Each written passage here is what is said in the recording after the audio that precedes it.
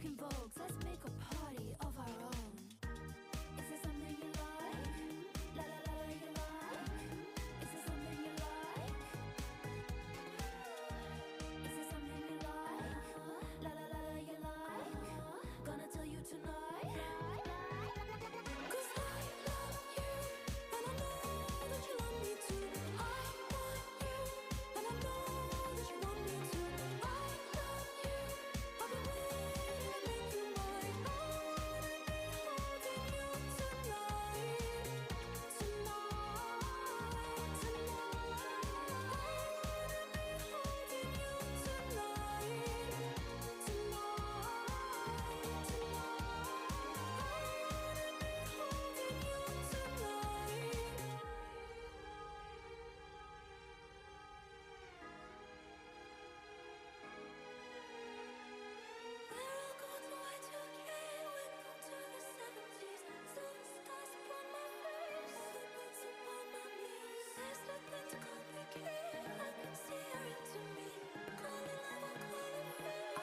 feel your body here.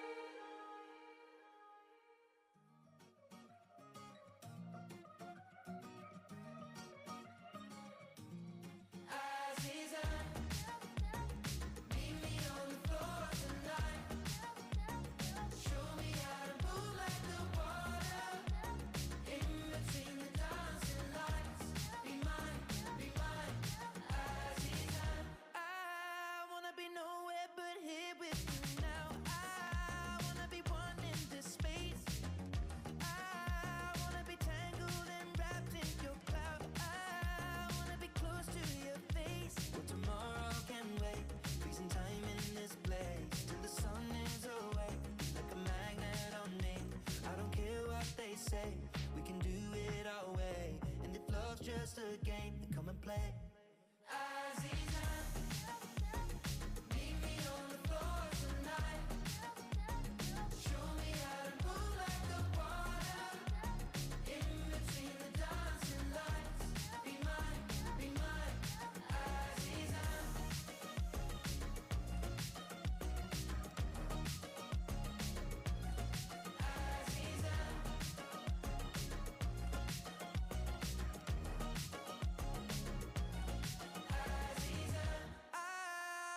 Lost in your ocean and drown. I wanna be careless and free. I wanna live here in the moment we found. I wanna be all that you see. But tomorrow can wait. Freezing time in this place till the sun is awake. Be like a magnet on me. I don't care what they say. We can do it our way. And if love's just a game, then come and play. Azizan,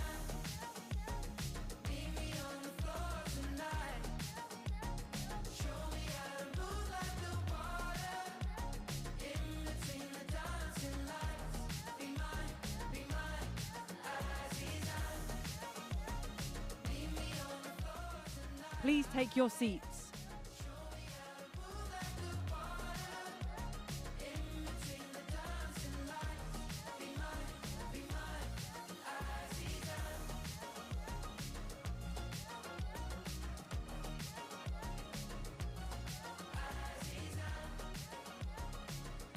Please take your seats.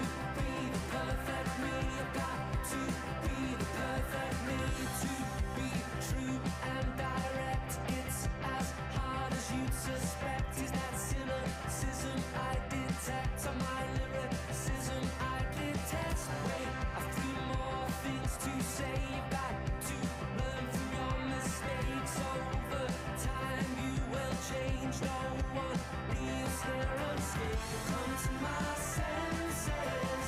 Life's not easy. It leaves you guessing. Just keep breathing. I've got to be the perfect me. I've got to be the perfect me. I've got to be the perfect me. I've got to be the perfect me.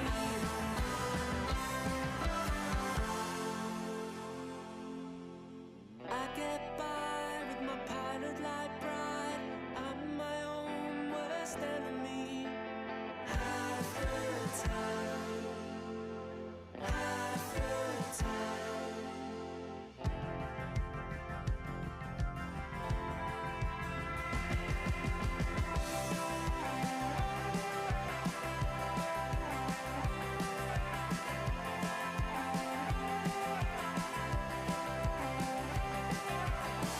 Come to my senses.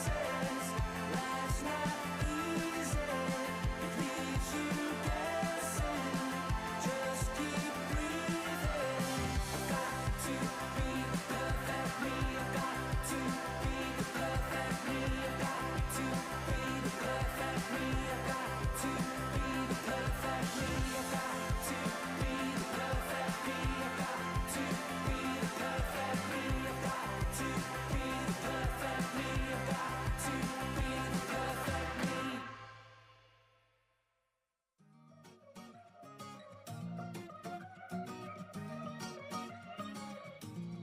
Aziza, meet me on the floor tonight. Show me how to move like the water. In between the dancing lights. Be mine, Aziza. I wanna be nowhere but here with you now. I wanna be one in this space.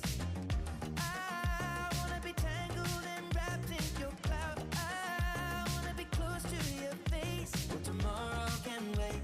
Freezing time in this place till the sun is away. Like a magnet on me. I don't care what they say. We can do it our way. And if love's just a game, then come and play.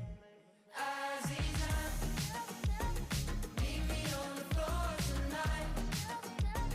Show me how to move like the water. In between the dancing lights. Be mine, Aziza.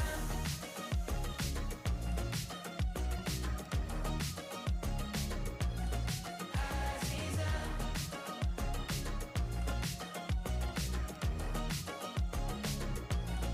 Aziza. I wanna get lost in your ocean and drown. I wanna be careless and free.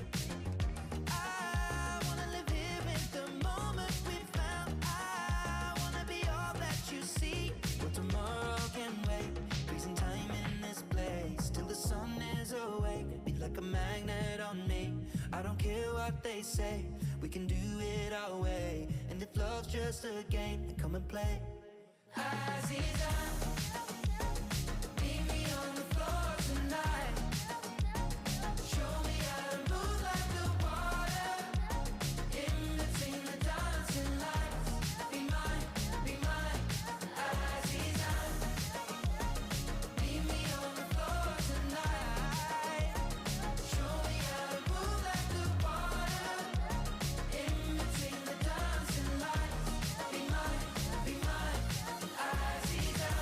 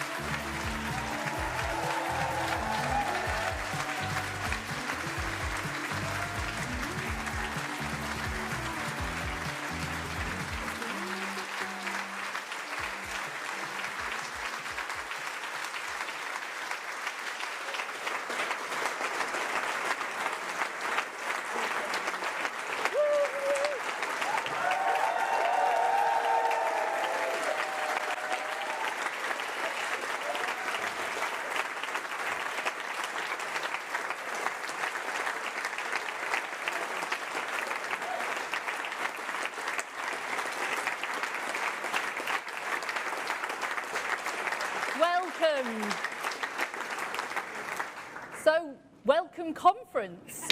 Welcome to this special conference here at the fantastic Congress House. Isn't it great to be here today in this historic building?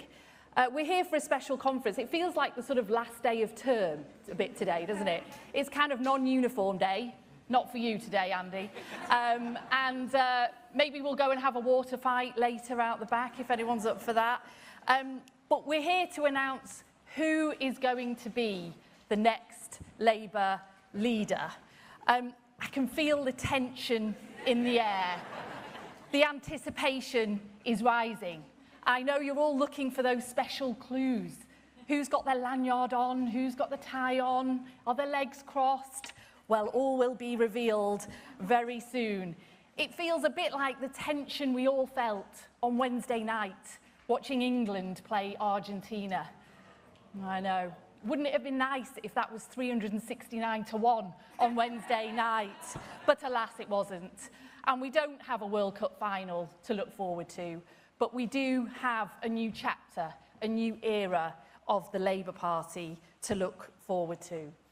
But before we turn the page, I just want to take a moment to consider the last chapter and pay a few respects, and I hope you will all join me in doing that. First of all, can I thank and pay my respects to Keir Starmer.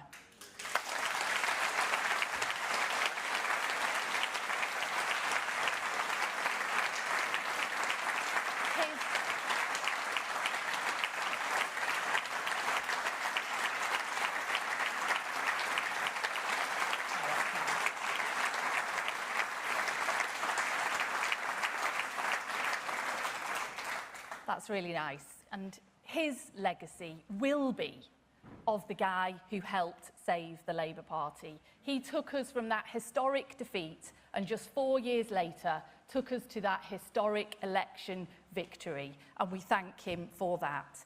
And that meant that we had a really strong Labour government that was able to deliver on our Labour values. And he, under his leadership, he did just that. Lifting 500,000 children out of poverty, real wages rising and interest rates falling, restoring Britain's standing around the world as a force for good and change, ending no-fault evictions, rail back into public ownership and giving our mayors powers over buses, of which I'm sure we'll hear more about, day one rights to sick pay, and finally ending 0 hours contracts. And just this week, Hillsborough Law. What a moment that was. And finally, ending the hereditary principle in the House of Lords. That is just to name a few.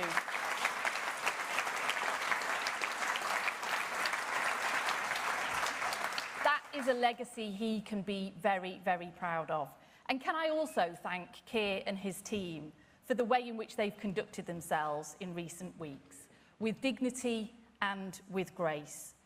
Changing leader is never easy, but I'm really pleased and proud with the way that we have gone through this process as one Labour team. And that wouldn't have been possible without all of you in this room today. I want to say a big thank you as well to the candidates team, still a candidate, Andy Burnham. You and your team have really been incredibly respectful and generous throughout this process. Thank you for that.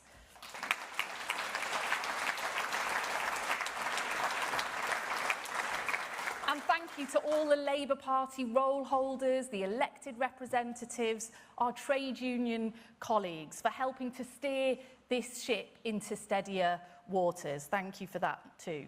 But most of all, can I thank our fantastic General Secretary, Holly Ridley, and all the Labour staff around the country.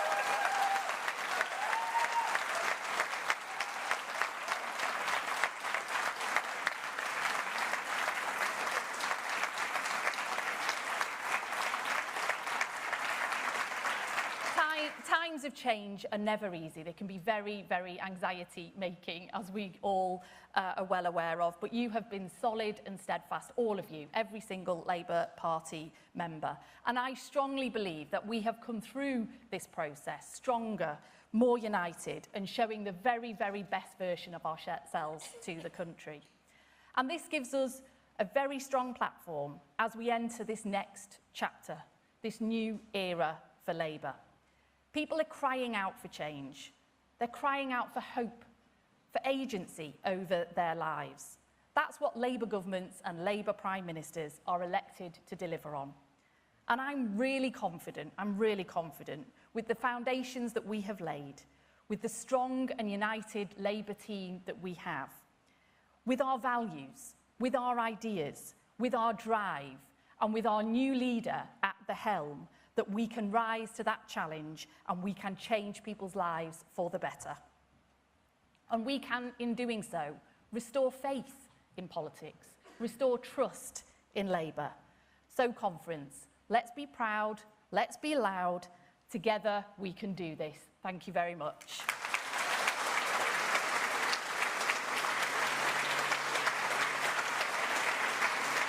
So now, without further ado, can I introduce our returning officer and our fantastic General Secretary, Holly Ridley. Thank you. Thank you so much. That was brilliant. Well done.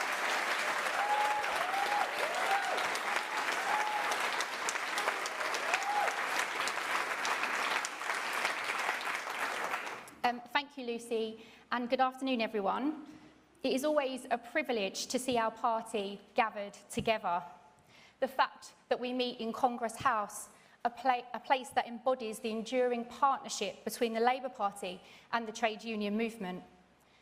It is a fitting reminder that our strength comes not simply from the breadth of our movement, but from the values that unite us: solidarity, fairness, and a shared commitment to improving the lives of working people.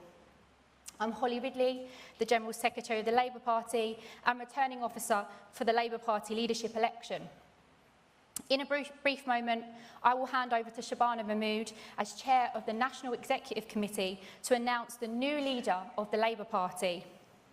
But first, I want to say a thank you to the Procedures Committee of the NEC for their leadership in overseeing this process and ensuring that it has been conducted fairly, and to the Labour Party staff for their professionalism and hard work throughout this period. But before we can announce the result, the returning officer needs to read a formal declaration.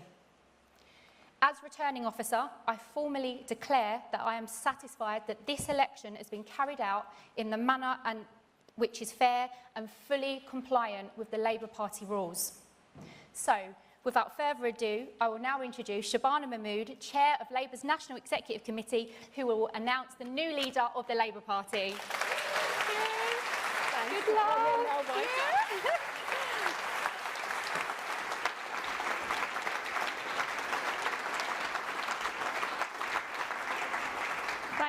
Thank you very much, Holly. As Chair of the National Executive Committee of the Labour Party, I have the honour of announcing the result of the Labour Party Leadership Contest 2026. This is the formal bit. Following the resignation of Sir Keir Starmer as Labour's leader, the NEC set out the procedures and timetable for a contest to seek his replacement. The returning officer has informed me that the requirements of that contest have now been met. It's hardly a nail-biter, folks. And so, despite the efforts of a lone MP, I can confirm that there was only one eligibly nominated candidate. Following the period of nominations by Labour MPs, one candidate received 379 nominations.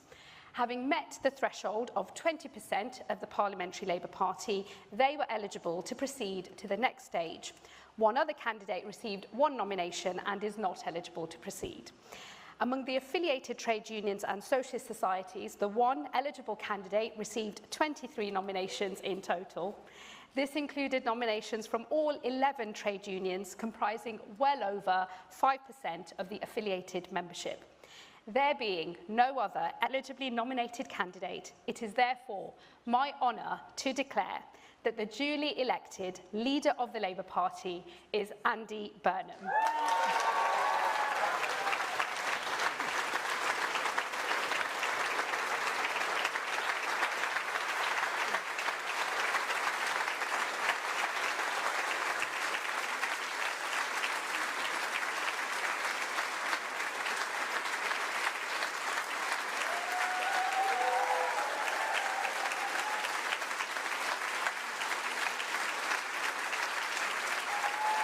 everybody. Thanks so much. Thank you. Thank you, everyone.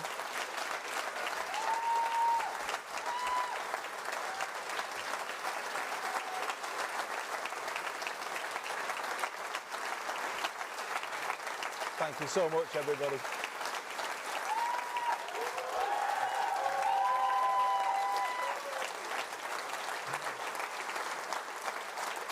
Thank you very much. Thank you.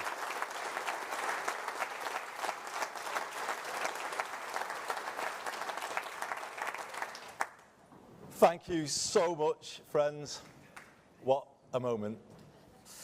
And what backing you've given me. All our affiliated trade unions, all our socialist societies, 379 of our MPs, and I don't need to say commiserations to Catherine West, because she backed me too. Thanks, Catherine. All of them heard the call from the people of Makerfield on behalf of forgotten places everywhere up and down this country for a return of the Labour they once knew. And now we answer that call. We will be that version of Labour again. We are united today, as Holly said, as Lucy said, and Shabana said, and thank you so much for your words. We are united, and we put the power that comes from that unity at the service of people and places who have been waiting too long for politics to let them hope again. And that's what we're going to do, everybody. We're going to give them hope back. This is a proud moment you have given me and my family today, and an emotional one. But it is one for which I am ready. I am ready. Ready to lead and to build on the foundation laid by one person more than any other. Under Keir Starmer's leadership, we went from our worst defeat to one of the best victories in our history. Keir put Labour back in a position to change people's lives, and that is what we have been doing these last 2 years. New rights for workers and for renters. NHS waiting lists falling for the first time in years. In fact, since I was Health Secretary, I think, so well done, Wes. Rail back under public control. Britain's reputation rebuilt on the world stage. And as Lucy said, just this week, the biggest rebalancing of the scales of justice this country has ever seen. Today we thank Keir for his service to our party and to our country.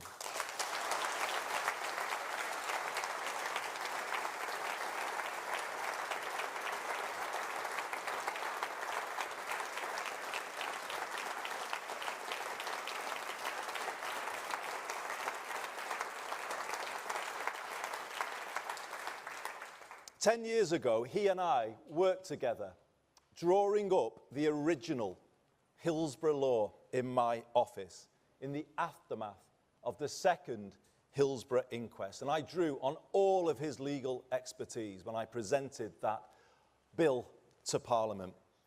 To be in Parliament on Tuesday, when Keir delivered on his promise to the Hillsborough families and all of the other campaigners who were part of the Hillsborough Law Now campaign, a promise to end the cover-up culture in this country, to pass power from the authorities to ordinary people, and to prevent anyone in future going through what the Hillsborough families did.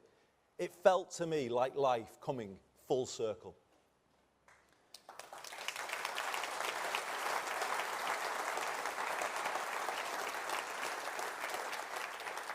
My journey to this stage today began in earnest at Anfield in April 2009. The COP made me confront the fact that this country does not work for working class communities like the city of my birth. In fact, it's worse. It turned its back on them Political power was used viciously against them to protect vested interests. Economic power cruelly stripped with the deindustrialization of the 1980s, as it was against so many places up and down the land. And let us never forget, these are the very same places that built this labour movement, this trade union movement where we are today, Paul. Those are the places, but they were the places that were done down. This labour movement, the trade union movement, was forged in the steelworks and ironworks of Sheffield, Scunthorpe, Port Talbot and Teesside, in the coalfields of South Wales, Central Scotland, Nottinghamshire, Derbyshire, Yorkshire and Lancashire, in the mills across the Pennines, west and east, in the shipyards on the Clyde and on the Tyne, and in the dockyards of Liverpool and here in London. The people of these proud places made labour. But we have to ask ourselves, just as I had to ask myself at Anfield that day, have we been good enough for them? Change starts with honesty. We must recognise that this generation of politicians, myself included, have failed to challenge a political culture and an economic model that simply doesn't work well enough for ordinary people. 4 decades of the neoliberalism that began in the 1980s have not been kind to the places that built our party, nor to the communities across the UK in rural and coastal areas. So we pledge today to them to be better. And as I accept the honour of leading this party forward, I will tell you about 5 things I will do to make us so, to make us better. First, I will work relentlessly to build a culture of one Labour team, because change starts with us.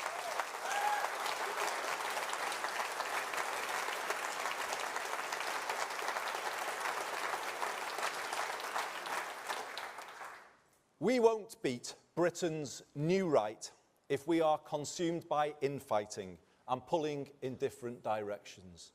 That is, and always has been, an indulgence that falls heaviest on the people who need Labour most.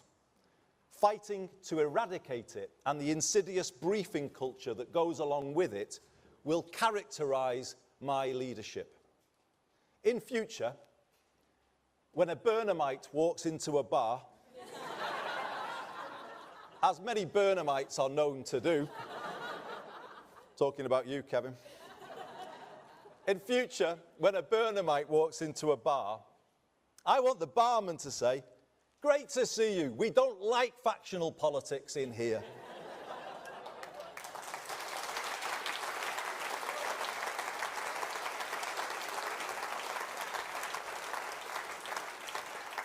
Now, you might know, and your reaction suggests so, there's a different version of that joke told by people who put internal politics before anything else. But here's the truth.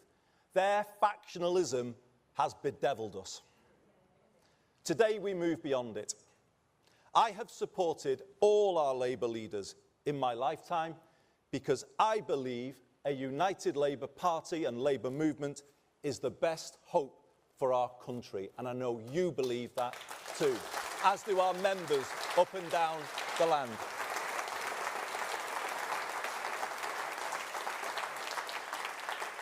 And I will lead this party in that spirit, not seeking to suspend or punish members who have principled views that may be different from mine, but building unity by respecting all shades of opinion.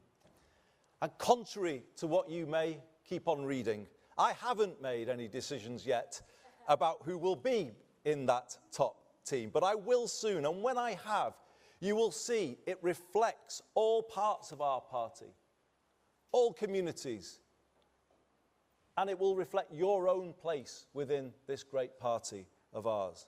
A stronger, more united Labour Party lifting up a stronger and more united Britain. And this brings me to my second change. I will work to build a new politics. The country is crying out for it. We might enjoy the point scoring against others. The public don't. How can politicians point fingers when living standards are falling and politics as a whole isn't working for them? It infuriates them and makes them switch off. In Makerfield, I decided to make a break with this. I said we hadn't been good enough.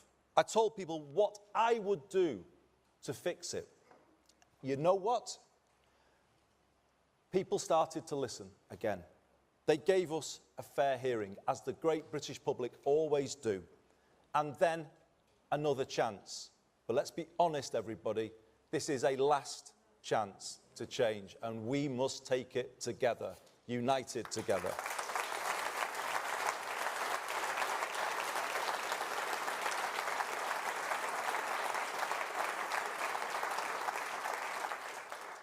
Tell people what we will do, rather than always going on about others.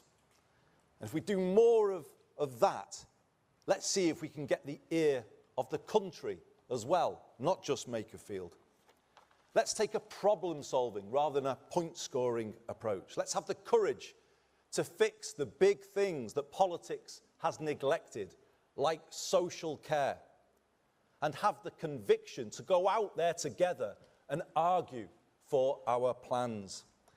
And let's have the self-confidence to find common ground with other parties where we can. By seeking more consensus, we may just find the change we make is more lasting. We may find our political discourse in this country becomes that little bit less toxic, and we should be working to achieve that too. And the turbulence of the last decade may not quite feel as so inevitable as it does today. My third change is our political direction. Yes, we will work with other parties where we can, but doing so from the clarity of knowing exactly where we stand. As your leader, I will set a direction that is distinctively Labour.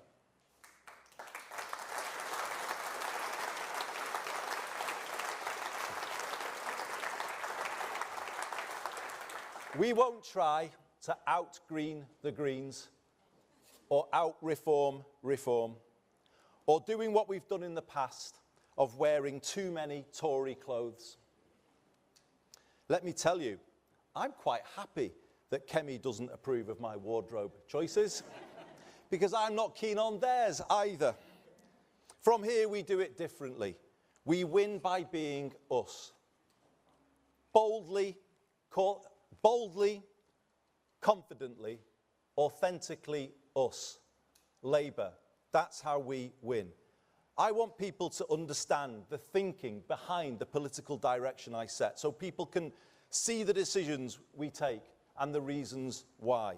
I am clear, Britain took a series of wrong turns in the 1980s. Political power was centralised, and economic power was privatised. The country surrendered control of the essentials: housing, water, energy, transport, and left people exposed to higher costs.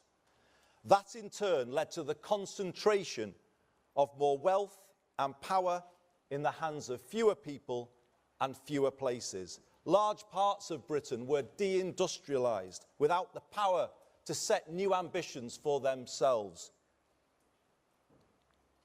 Proud British towns, now a shadow of what they once were, and high streets in decline, so common up and down the country.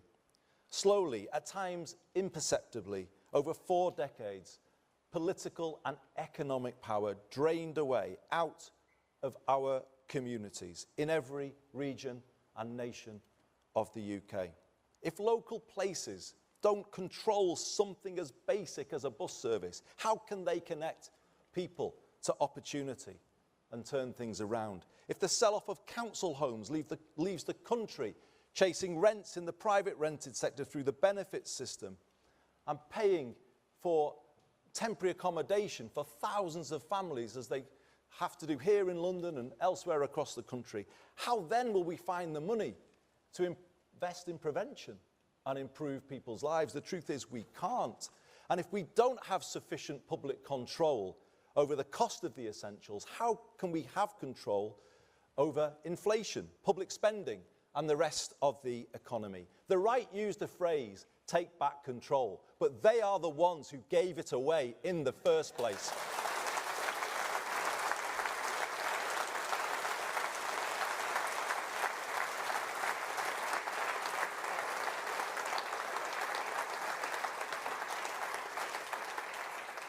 If we want an economy and a country that works for all people and places, which to me should always be at the very core of Labourism, then it requires a new path to the one we've been on for the last 40 years. The government I lead will confidently lay that path out starting next week. And that is why this change today is the most significant change moment in our politics for 40 years. It will take us to a country where life is more affordable and all people and places are lifted from where they are now. And conference, this is my fourth commitment to you. I mean it when I say all places. I will be a leader for the North, the South, the East and the West, for Scotland, Wales and for Northern Ireland.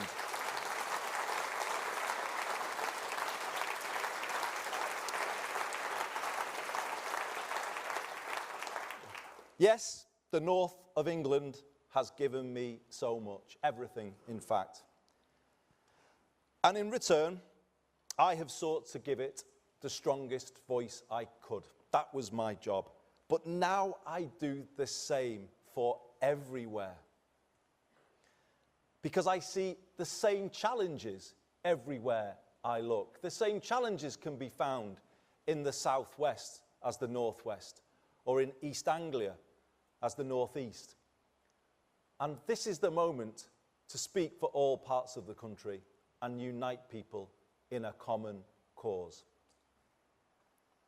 I love every part of this country.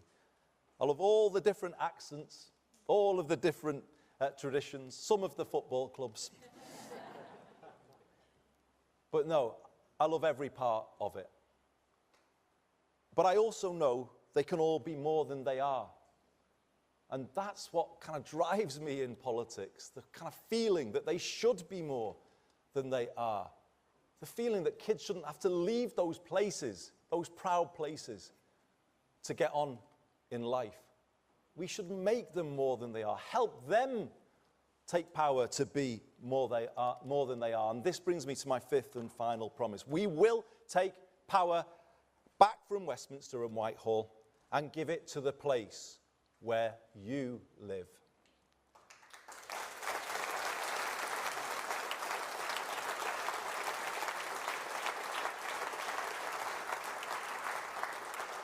More power over life's essentials so you can make them work better and more affordable for people, just as my good friend Steve Rotherham is doing today as we are here meeting at the TUC in London.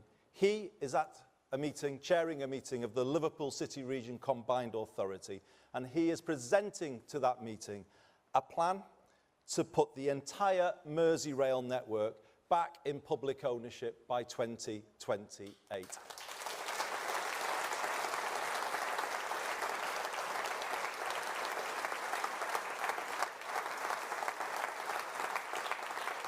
A plan to cut fares, make trains run on time, and a railway run in the interests of the passengers, not shareholders.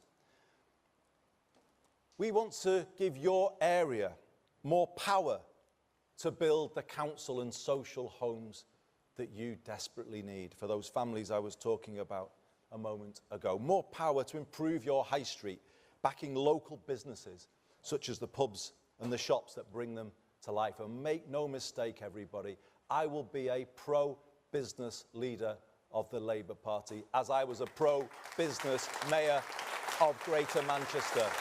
We turn places round together, and that is the way we ran in Manchester, and we will take to the whole country. And as part of that, more power to reindustrialise and to build an education system based on parity between academic and technical education, to give every young person growing up in different parts of the country a path in life to university or to a work placement, to apprenticeship and into a good job. Hope for every young person is what we are going to be about. And this is it. When you add all of that together, a plan to give people more power, to bring back the hope we have all been missing too much, and people are looking for us to deliver, and we will. So, everybody, you're here and you're sharing this moment with me. Thank you so much for being with me. I've had a long journey through politics to get to this moment, as you all know, because so many of you in here and so many others watching this on television know what they did to help me along my way and knock me into shape as they needed to do. I want to, if I may, just single out three. I was his parliamentary private secretary in my first experience of the front bench, but he has been the truest mentor to me in the decades since, and it's just wonderful to be with you, Lord Blunkett, David, on this special day.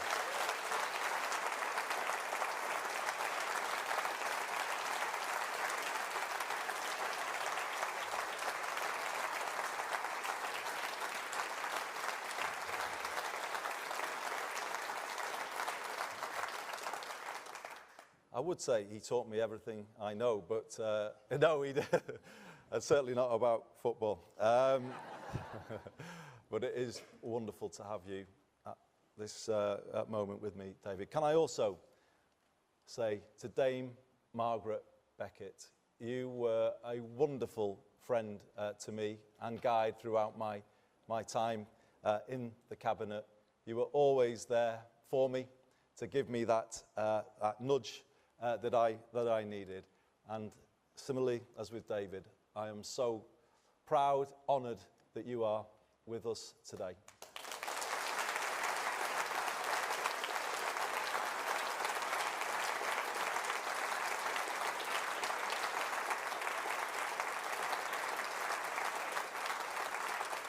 And sitting next to Margaret, for those of you who want somebody to blame,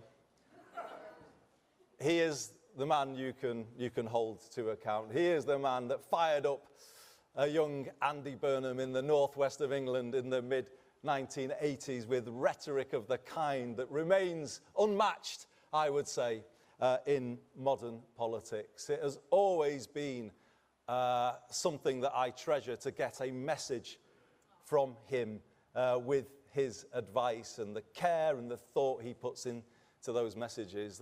They mean everything to me. I would not be standing here. I would have not have joined this great party of ours in 1985 had it not been for the legend that is Neil Kinnock. It's absolutely brilliant to have you with us today.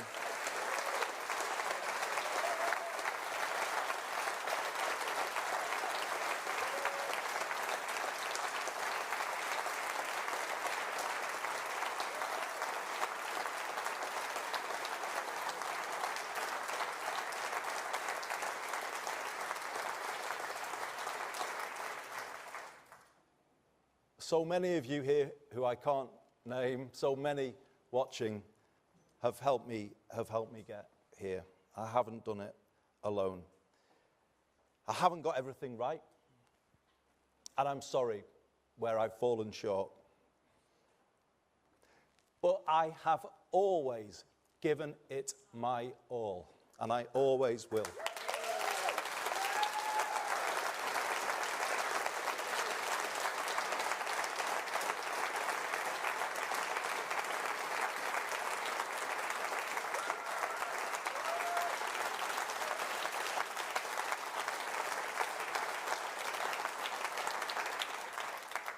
Truly, I've given this party everything I've had, but now it's done the same for me. I have listened and learned as I've gone along, you'll be pleased to know.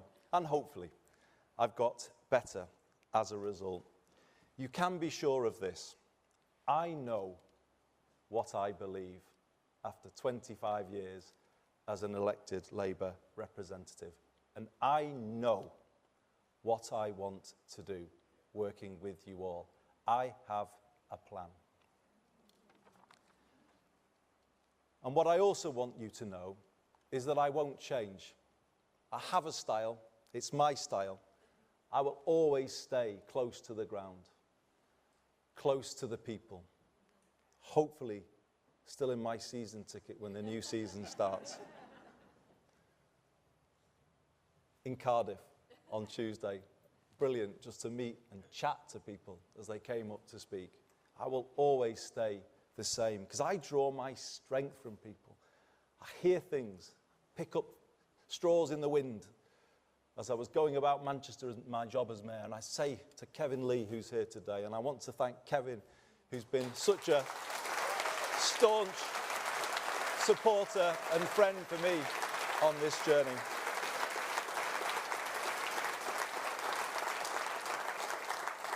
I would bring a little idea from Greg's or the pub or wherever, and he'd say, well, this is hardly from a think tank, and what am I meant to do with this? But that's how we did it, just to be close and listen, and that's what I'll do. I'll be out and about in August in all parts of the UK, definitely in the south, and I'm off to Gravesend later to show I'm for the south too.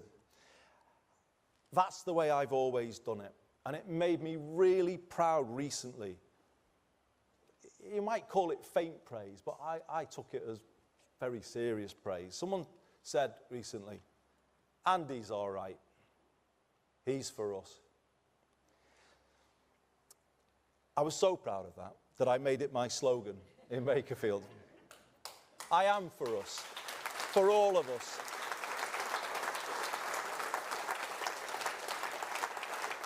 And I want people to say once again that Labour are for us. I want that to just fall off people's tongues, and we can do it. We can be that party, the party that puts more power in people's hands, drives good growth in every postcode, and puts hope in every heart, that gets the country pulling together again and moves beyond the divisions of recent years. All people and all places, public and private sectors, in a new sense of unity and common cause. That's my mission as your new leader, to bring back hope. I believe in all of you, and I am confident we can do it. Thank you very much, everyone.